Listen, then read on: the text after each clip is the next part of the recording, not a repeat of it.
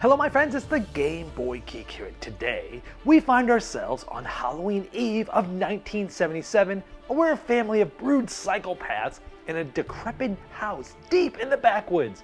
Now we'll be working together to hunt down victims, to either kill them ourselves, or to capture them and deliver them to the local legend murderer, torturer, and master surgeon, Dr. Satan. But can you do this before too many victims escape or the police show up? The House of 1,000 Corpses is for 1 to 4 players. It takes 60 minutes to play, is for ages 17 and up, and published by Trick or Treat Studios. Now it's being crowdfunded right now, so I'm going to show you how the game works, and I'll see you on the other side.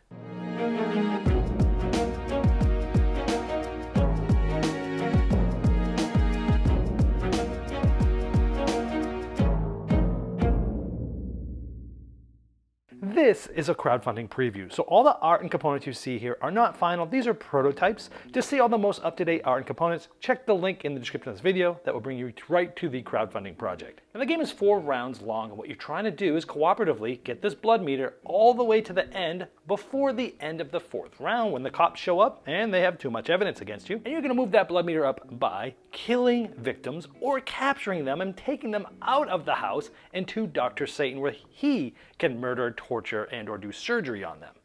But you can bet these victims are going to be trying to escape as well, so another loss condition is if any 3 victims escape out, you also lose. Now at the beginning of the game, you're going to be able to select one of these characters, and they all have some different asymmetry about them. For example, Otis here is very good at killing. He has a lot of possible actions. These are adrenaline cubes that you're going to be spending to take certain actions. Whereas Captain Spaulding, he's pretty good at searching. He has much more search opportunities than Otis. Plus, each character also has a specific special action they can use as well. Now at the beginning of the game, all the characters get to decide which room to start in, and they get to decide their initiative order, which is the order that they're going to be taking turns. But remember, everyone is sort of helping each other, and you'll also be doing this at the beginning of every other round as well. So you have lots of strategy as to which turn order things are going to happen in, and then when it's your turn, like right now it's this player's turn, they'll get to decide how many actions to do and what to do. Now players have a lot of agency even at the beginning of the round, in the beginning of every round, because they can set the order of these action cards. Now these correspond to the different actions you could take. This is moving, and I have up to 4 possible moves here right now: searching, killing, and capturing. So you can put these in order, and this is important because, for example, if I take a move action, I'm going to then move up to 4 times here. And then this card is going to cycle to the back, and these are going to come up like that. The reason why this is important is this action doesn't cost any additional adrenaline cubes, but if I were to kill, it's 1 additional more. Capture, 1, 2, 2.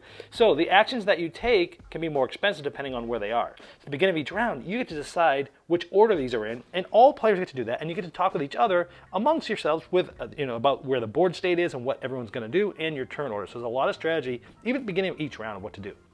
Now I just happened to be starting in this living room that had a fried chicken item here. Now the board is seated with specific cards that are on top and cards that are below it.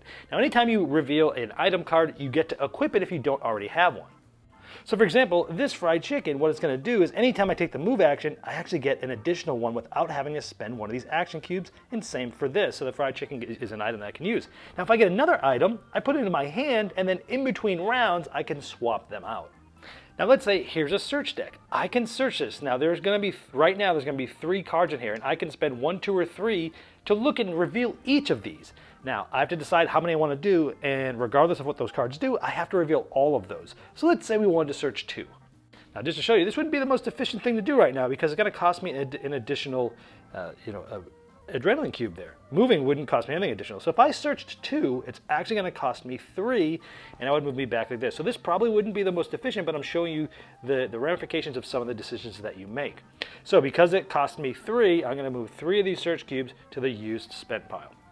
So let's reveal the first search card. Ouch, it's a broken leg. So you actually need to place it in the rightmost spot, and we actually lose our adrenaline cube. So 1 of move and 2 of searching. So in this case, we actually remove the rest of these. Now this will get removed at the end of the round once we do some recovery, but now I'm full. So if I'm going to get another condition, that's really bad. For example, let's say that second card was confused, another condition. I would have to choose any one of these actions. In this case, I probably would do search since I don't really have any searching left. I would have to move it to the burnt side and put it off to the side. This means I can't use this action again this round. So as you can see, as things get worse, you're going to be changing how your actions work. And as you start to use these actions, like if I were to move, this is going to be coming down here. And as I take more actions, these are going to take up the cheaper spots, and the actions I want are going to be more expensive. So as you can see, there's a lot of decisions on when to take which actions. But let's say the second card I revealed is a victim, Jerry Goldsmith. Now, anytime a victim is revealed, the victims are going to start running. And what happens is, like, all victims of this number will be moving towards the front exit. So we book it from here through these dotted lines, 1, 2, 3, 4, which is pretty dangerous because now he's only 1, 2, 3 away from escaping off the porch. And remember, 3 escaped victims and you lose. Now, it could have been even worse. It could have been all number 4s are going to the back porch exit. This would have had him 1, 2, gone. He would have escaped. That would have been terrible.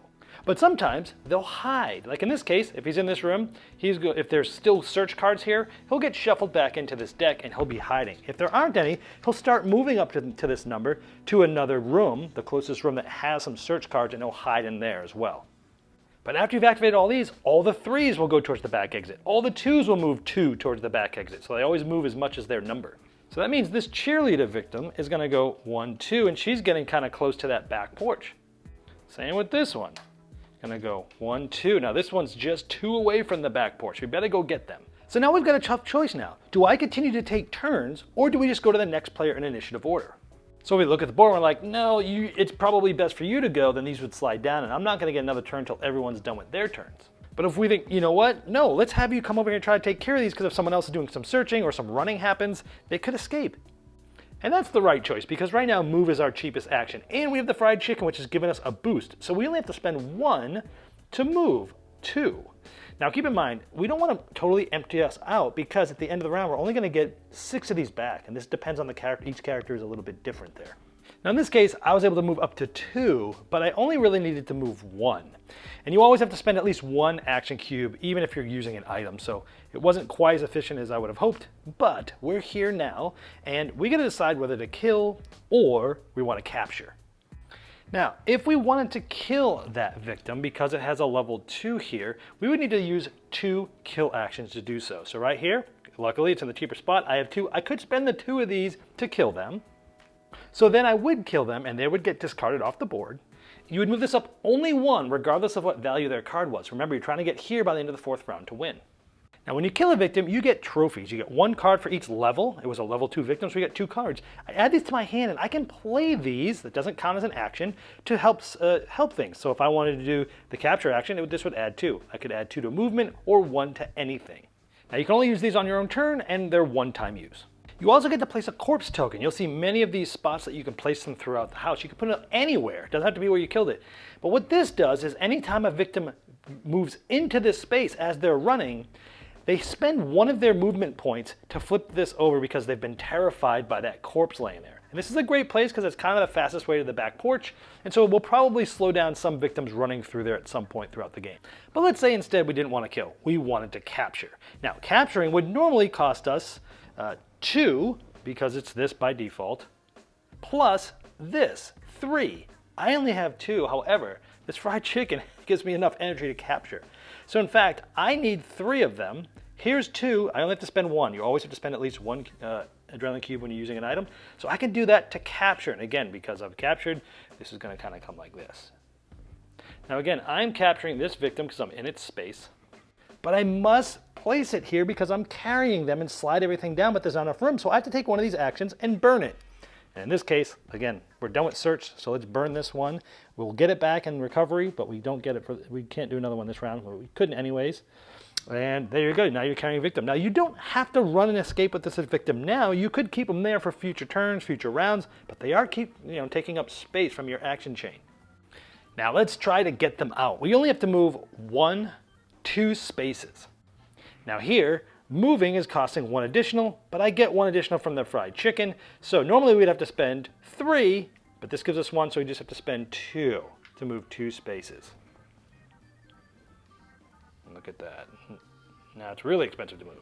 And again, that allowed me to move off the back porch But now this is removed. This will slide down because we have now delivered them to the Dr. Satan. And because this victim was a level 2, instead of it going up 1, which is how much you get anytime you kill any victim, it actually goes up the level of the card, so it went 2. So for example, earlier in this round, I showed you that there was a victim with a level 4. If you capture and take them out, you're going up 4 of those. So capturing takes more energy and takes more time and coordination, but it's a bigger payoff. And then I can come back on either the back or the front porch, it doesn't matter which one. And now I am pretty spent. I'm gonna pass, and again, when it comes back to me in initiative order, I could take another action, but right now, I've really used up a ton on the first round, but I started to get things going here.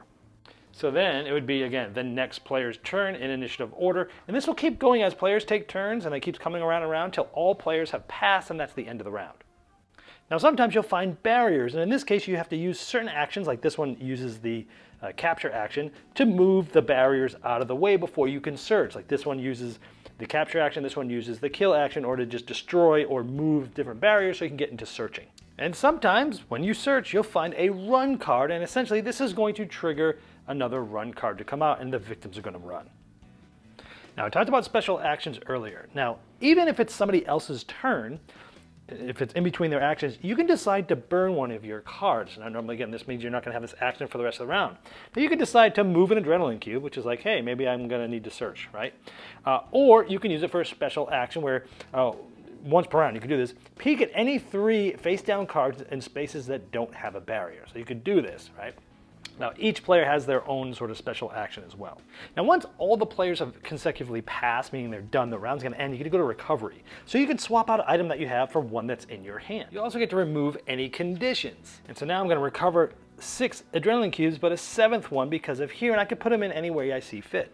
Then we reset the initiative track, and each player resets their actions. There's a lot of table talk as to what the plan is gonna be going into the next round. There you go to the next round, and remember, you're either trying to get this to the top by the end of the game and win, or if this gets to the end of the 4th round and you haven't gotten here, you lose, or if 3 victims escape first, you lose. You can also play Nightmare Mode, which makes it harder and you have to get it all the way to 18.